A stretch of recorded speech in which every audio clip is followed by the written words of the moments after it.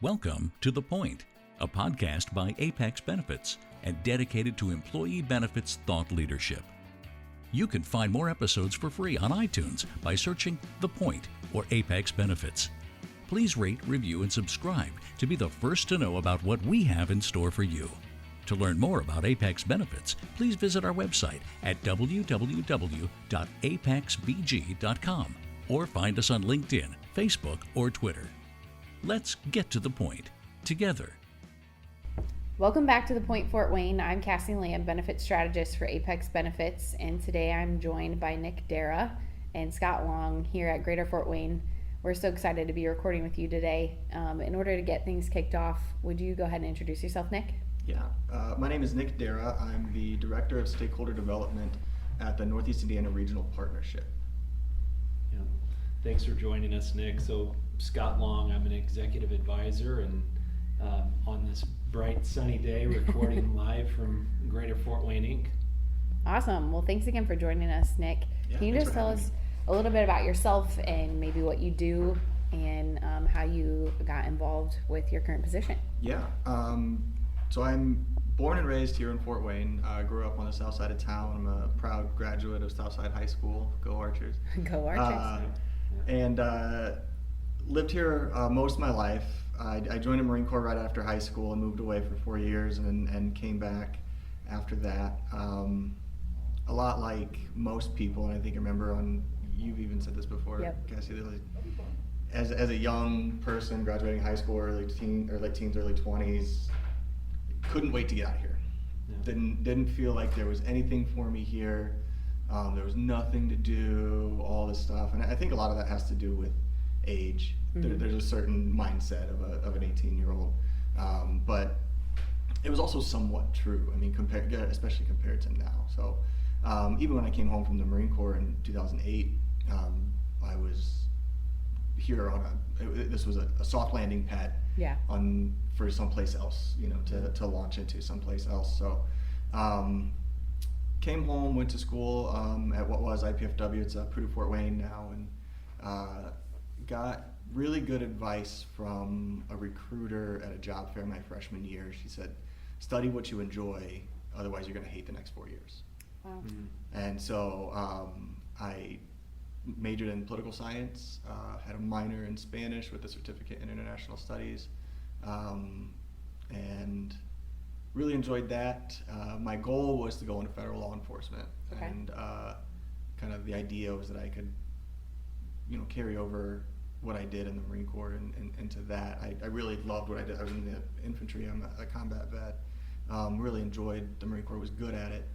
Considered staying in, but knew I wanted to have a family, and that would Sure. be tough there. But the thing that I really liked or really felt was important to me, or that I got out of the Marine Corps, was mission, purpose, doing something worthwhile, something that benefited other people, that made an impact.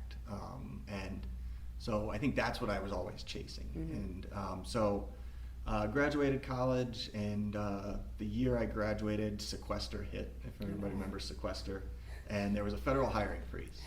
So for a couple of years, there was no option for me to go into federal law enforcement. Started working in finance and banking early on, and really enjoyed that. Getting to help, probably much like you guys, you get to help businesses be successful, right? You get to identify problems, and I did retail banking first, and got to do some small business banking as well, and really enjoyed the business side of it. Ended up working for the state Department of Revenue. I was a criminal investigator for them, so I was not the kind of person who wanted to end up talking to you, but learned a lot there. But eventually realized that federal law enforcement wasn't the best path for my family. We had one daughter at the time, and we're planning on our second. Had bought our first home, and also had realized that this community, there's a lot more to offer than what 18-year-old me thought. And again, a lot has changed since then. The community, Fort Wayne in Northeast Indiana has just grown and developed so much over the last 10, 15 years that Almost can't even compare it. you really can't. So, I kind of focused in on economic development, and what do I do? how do I get into that? And so I went back to school here at Purdue Fort Wayne and got my MBA to make myself a little bit more marketable for this type of role. Worked in commercial banking for a little bit, and this opportunity came up, and jumped at it, and that's been a little over 2.5 years now, and I couldn't be happier. So, well, when you look back on that time period, like if you had to capture it in, you know, 1 or 2 or 3 reasons, like why did you stay? You came back. You shared like why you came back. But what were the compelling reasons that kept you? So this is home. Yep. For one. This is where I grew up. And so I have those connections here, and especially, you know, being a father and, you know, all of the responsibilities that come with being a grown-up. Oh, yeah. There's more opportunity here to be successful Right. in that than bigger markets. You know, my wife and I were looking at Chicago when before we had kids. That was the plan with Chicago, and I mean, she finished grad school in 2009, and I was still an undergrad, and doing the math on it, we could pay rent and buy groceries. Mm-hmm. Yeah. That was like, what would be the point of living in this place with all of these cool things to do if you Right. can't afford to do any of these cool things? So that was one thing, you know, I think cost of living, but then, you know, you pair that with the quality of life too, because like I said, things have gotten so much better here, and there were some good things here to begin with, but they've just improved so much. So you have all these opportunities to do things. You have, you know, like I said, I have a family, cost of living. I really enjoyed Purdue Fort Wayne. My senior seminar, we had 9 students in my class. Wow. You know, I had two classes in a big lecture hall. It was an intro to bio and intro to astronomy or something like that. You know, Sure. one of the big Intro class, right, yeah. intro classes. Other than that, I mean, my class sizes were 15 to 20 people. Yeah. Mm-hmm. The study abroad program I did in Mexico was through Big Ten, and because our affiliation with IU and Purdue, we qualified for that. I did a internship in Washington, D.C. for Senator Lugar. I got to work on the Senate Foreign Relations Committee in his office. And so all of these opportunities that were provided to me through that university experience, and I didn't have any student debt. I mean, I did the GI Bill, but I didn't have to take any student debt on top of that. So that was one of the kind of things that became a sticky product, you know, like was this experience that I had at Purdue Fort Wayne. Again, the cost of living and then the family connection. Yeah. All of those things, I think, would be kind of, if you want to sum up what really were decision points in staying here. Right. So when you think about all of your experiences in those big cities, how are you applying those kind of in your current role? Yeah, I don't know if the experiences I had apply directly to my current role or more than I look at other places I've been and realize the opportunities that we have here, particularly for young professionals, early and mid-career professionals, have so much access to senior level executives in Northeast Indiana. DC, there was a lot of that. They talked about the informational interview a lot in DC when they so if there's somebody who's doing a job you want to do, reach out to them on LinkedIn, use your golden ticket of, hey, I'm a college student. And because you're not trying to get a job, you're just trying to get information and buy them a cup of coffee and sit down and talk to them. And so I did take that back and applied that, reached out to people who I thought would be beneficial to connect with. But I didn't even maximize that compared to some people who reached out to me recently. Sure. You know, there's the access that we have to, and the willingness that the business community and the leadership community in Northeast Indiana to answer that email or pick up that phone call or grab that lunch or grab that coffee with a young person is tremendous. So in a place like Chicago or LA or DC, you're often just another fish in the pond, right? And here you have that opportunity to really swim with the sharks. Yeah. So I definitely feel like I experienced that when we were out in LA. You know, it's like the big shining lights and everything sounds so cool, and then you get out there and it's like it works for some people and for others it doesn't. And I think part of what brought me back was just the Midwest values and the fact that Northeast Indiana especially is very hands-on, like you were saying, and you do have that access to talk to people who can help you and guide your career. Build those relationships and get those mentorship Yes. opportunities and connections. I mean, the job I have, I banked our CFO. Erin Whittle's the CFO of the partnership, and she has a consulting firm. I was her banker Oh my gosh. when I was at Wells Fargo. Wow. And she reached out to me on LinkedIn and said, hey, there's this job that I think you'd be really good for. And, you know, and that was years after, Right. you know, our business relationship had ended, because I had left Wells Fargo before that. But yeah, I mean, so that type of thing, that being able to connect, people genuinely wanting to help each other, and then you find those like-minded people who are also passionate about Fort Wayne, about Northeast Indiana.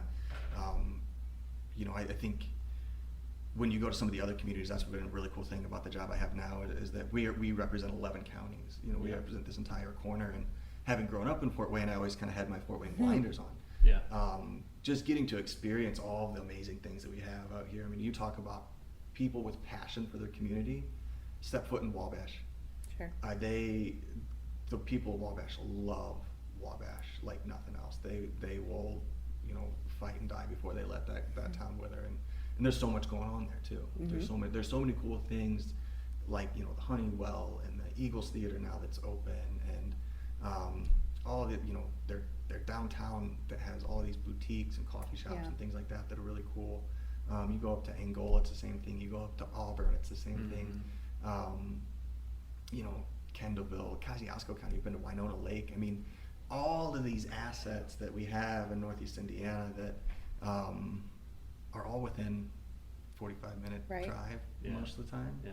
Actual 45-minute drive too. Yeah, It's not just absolutely. you know, that's something that we don't even think about as Northeast Indiana residents. Yeah. It's, you know, you say, oh yeah, it'll take me 45 minutes, and it really does. Right. It's not. People are like, it takes me, you want me to drive 20 minutes? Are you crazy? Right? I mean, you go anywhere else, that's in like, traffic, right, quote right, unquote. yeah. So, but yeah, I mean, there's so many. Getting to your question earlier, Scott, like, what are the things? I mean, you could easily tick off any of the number of reasons why it's here, but I think what you find is people like us, Kassee, people who've gone away and come back. We refer to as boomerangs. Yep. They are some of the most passionate people, and our transplants too. Yes. People who came from other places and have come here and like, holy crap, this place, like, there's so much to do. I can have so much. I can do so much. I can go. And we can afford now to go to Chicago and do some fun things instead of living For a there. weekend, right? Yeah, for a weekend and come back. Yeah, And then you come can home. go there and come home. So Yeah, absolutely. Well, yeah. So let's talk about the partnership. Tell us a little bit about you know, Northeast Indiana Regional Partnership, its mission, you know, its importance. I know you've just kind of scratched the surface. Yeah, so the partnership is it's pretty unique. It's unique in the state, and it's pretty unique in the Midwest, even really the country, in terms of the scale of collaboration. So our mission is to build, market, and sell Northeast Indiana to increase business investment. So we are a business-driven organization. You know, with new business investment come high-quality jobs and the quality of life that can spur. And the idea kind of behind the partnership, it formed in 2006 timeframe, and prior to that, economic development in Northeast Indiana was very fractured. Counties would compete against other counties. If a business landed outside of the city of Fort Wayne but still in Allen County, it was seen as a loss for the county, you know, or a win for the city. Like, it was very dysfunctional and internally competitive. And so a lot of the business leaders at the time basically said, this isn't working. We're done funding you people until you can get your act together and start working together. And so they asked our CEO, John Sampson, who's an engineer by training, to raise some money and put this together. And he said, okay, sure, I'll do this until I get a real job. And here he is, you know, 14 years later, still doing it and doing a tremendous job at it. But you know, the idea isn't to be an empire builder or to say that we own Northeast Indiana. Each county has its own local economic development organization. So Greater Fort Wayne, Inc. is the Lido of Allen County, as well as the Consolidated Chamber for Fort Wayne. And we really work to support the Lidos in the work that they do in attracting and retaining and expanding businesses. But so, again, to the mission is build, market, and sell the region to increase business investment. We focus on what we call our Vision 2030 goals. So we have 3 primary goals.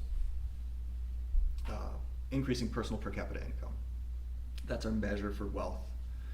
It's something that we can measure against the rest of the country. So you take all of the personal income divided by the total population against PCPI. A little bit of a wonky number. I mean, so 1 billionaire moves in, it changes the number. Yeah. Technically, babies have income in this metric, but it's something that we can measure against, right?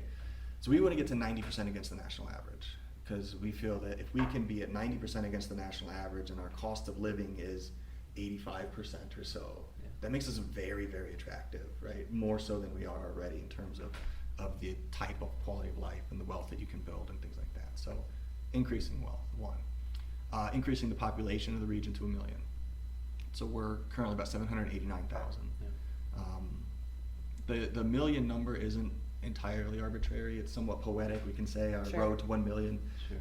But in terms of site selectors and businesses looking to grow and certain markets, if you don't have a metro area with a population of 1 million, you just automatically get crossed off the list, right? So it's a threshold. It's a threshold often for opportunities. Okay. So that's one reason that we have that on there. And then our 3rd goal is to increase credential attainment, post-secondary credential attainment, to greater than 60%, equal to or greater than 60%. So what does that mean? That means anything after high school. So whether it's an insurance license, or a PhD in engineering, or somewhere in between, a trade, a welding apprenticeship, or something of that nature. We just know that the jobs of today, really, but even especially the jobs of the future, are going to require specialized training beyond high school. And so we can't just bring any million people, right? We can't just have any million people in Northeast Indiana. We have to have the right people. We have to have the right people who have the right skills to fill the quality jobs that are going to spur that economic development and growth. We know that based on the economic analysis that was done when this plan was written, this is based on 2015 numbers, but we know that when we achieve these 3 goals by 2030, we will effectively double our GDP in Northeast Indiana. We will go from about 30 billion a year to about 60 billion a year in regional GDP. And so, I mean, that's the real economic case of, what opportunities are going to come up for Apex Benefits Group if we add $30 billion to this region circulating. I mean, and anyone else, and in just generally, those opportunities. So everything we do boils back up to Vision 2030. We use 3 primary strategies to achieve those goals, which is business attraction, talent attraction, and talent development. And I always like to say, in between talent attraction and talent development is that talent retention piece. We can't just build up people and send them out to the diaspora, right? And then, we tactically execute that by convening and collaborating with various stakeholder groups. So we bring together the business community and the Regional Opportunities Council. We bring together the Lidos. All 11 Lidos come together once a month in our space and say, well, virtually now, and say, how can we work together? Right. It's not how does Whitley win over Allen. It's how can we work together in order to achieve these shared goals. All of our commissioners and mayors get together every month as well. So we've got 16 mayors and 33 commissioners, and we work to bring them together to collaborate in the same way. We've got 10 universities in Northeast Indiana. 42,000 students are enrolled in college or university in Northeast Indiana. That's talent, right? We're able to feed that talent pipeline. So everything we do, again, focuses on those Vision 2030. How do we move the needle in Vision 2030? But the cornerstone is trust-based relationships and collaborating to attack these problems together. So with the talent attraction and development and retention, you and I are both boomerangs. So what do you think our role is in relaying the message to students that are, even in high school right now, who are doing the same thing we did and can't wait to get out of here? What's our role? Yeah, I mean, telling our stories, for one. You can't necessarily discourage someone from going away and seeing what else is out there, but I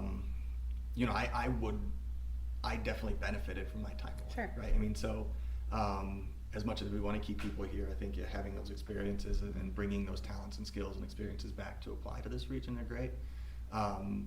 But yeah,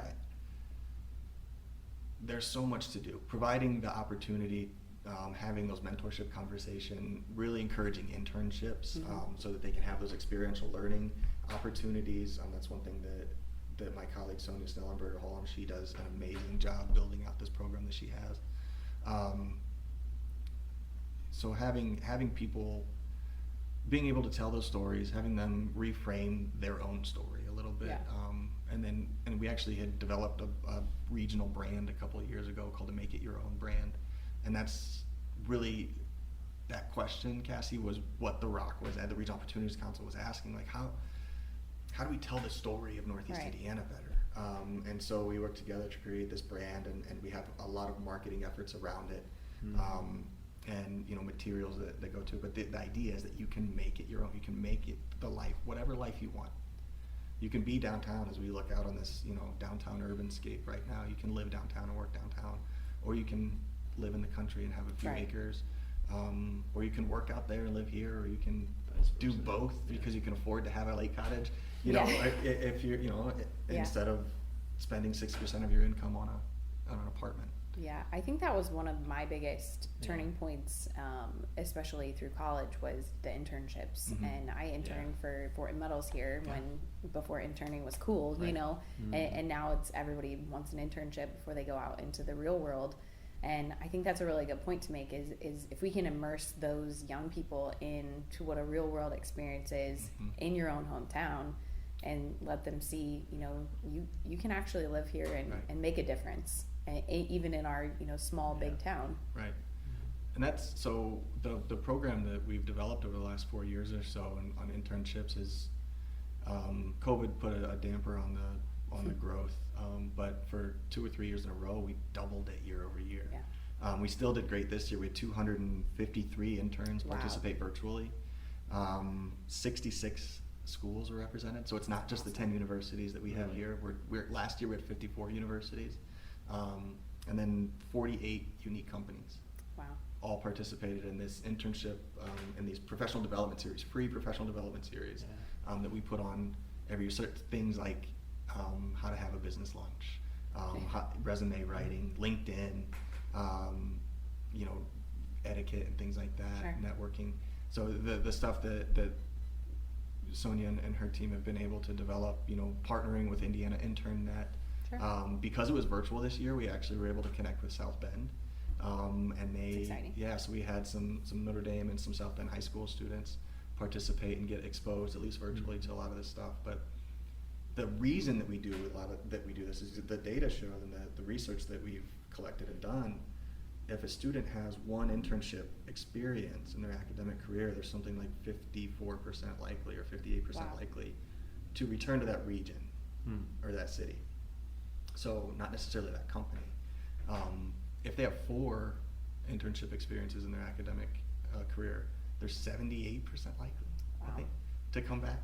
Because what they've done is they've developed those relationships, right? They've had that mentor experience. They've seen that experiential, learning that, I like this industry, or I like this company, or I like this neighborhood that I lived in. Yeah. And when we provide those high quality internship experiences, it's just like sales, right? I mean, you have a positive sales experience, somebody's gonna go and tell 5 people maybe. True. They have a negative one, how many are they gonna tell? At least 100. Right, Right. So that's kind of the other thing, that we're making sure that it's not just, come here and fill up coffee and make some copies and shadow somebody for a couple of days. It's high quality paid internships, doing the work, doing quality projects, and Sony's team can help build that within your company. If you don't have that, we'll do that for free as well. Wow. Because we want people to go back to their dorms, go back to their university and say, man, I had this amazing internship, right? So that's incredibly important in terms of talent pipeline. I mean, there are companies here who get 60-80% of their talent from their interns. Wow. That's great. That's a big number. Yeah, and talent is the name of the game in economic development, Yeah. even now. even, we talked last night, in May, there were 36,000 fewer Hoosiers in Northeast Indiana that had jobs than there were in February. Right. So this has hit us hard, but there's still a lot of companies looking to hire. There's still a lot of companies looking for quality talent. When we attract new businesses here, which we've done successfully, the number one question nowadays is who's going to fill my talent pipeline? Where do you find them? Yeah. Right, because we're a low cost, high quality of life, low tax, good business environment, Midwestern town. So we're 50 others. So what makes us different? How do we compete in that world? Right.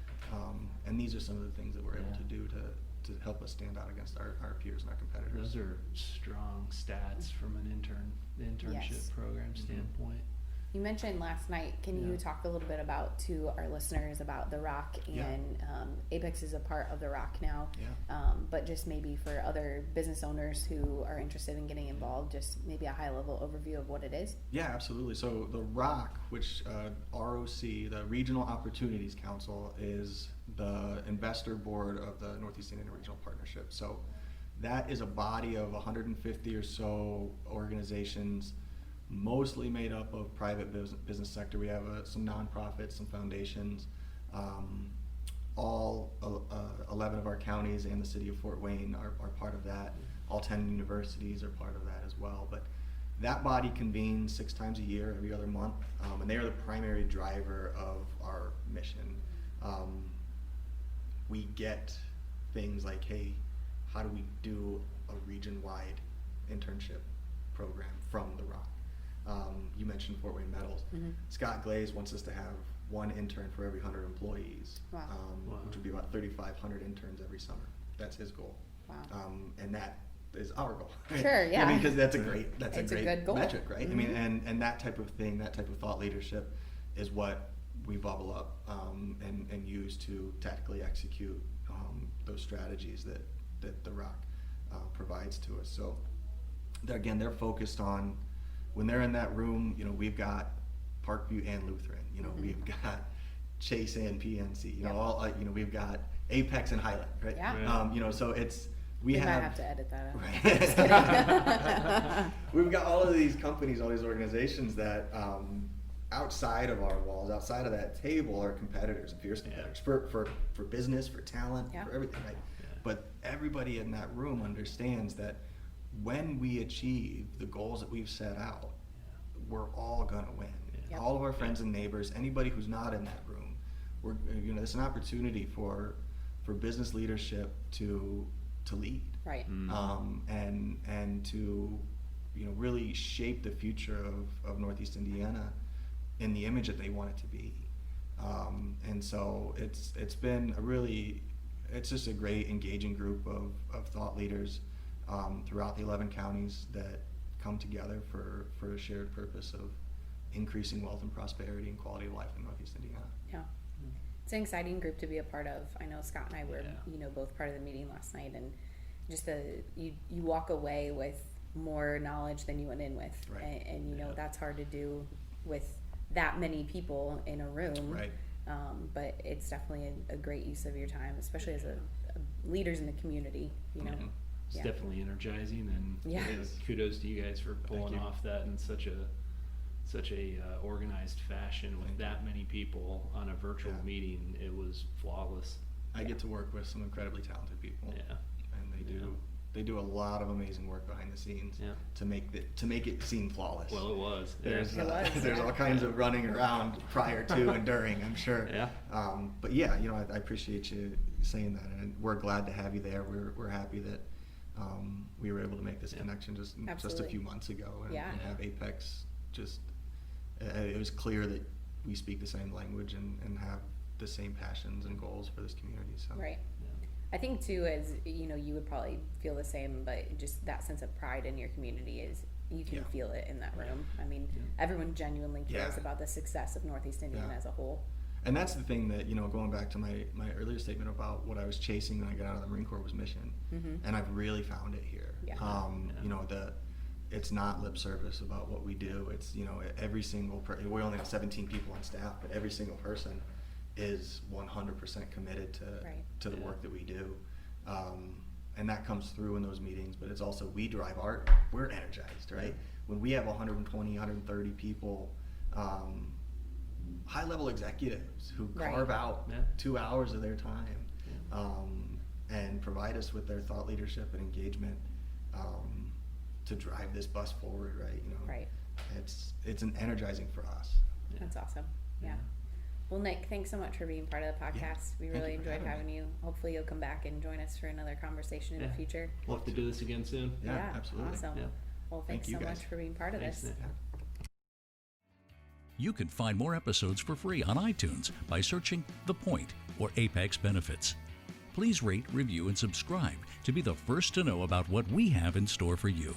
To learn more about Apex Benefits, please visit our website at www.apexbg.com or find us on LinkedIn, Facebook, or Twitter.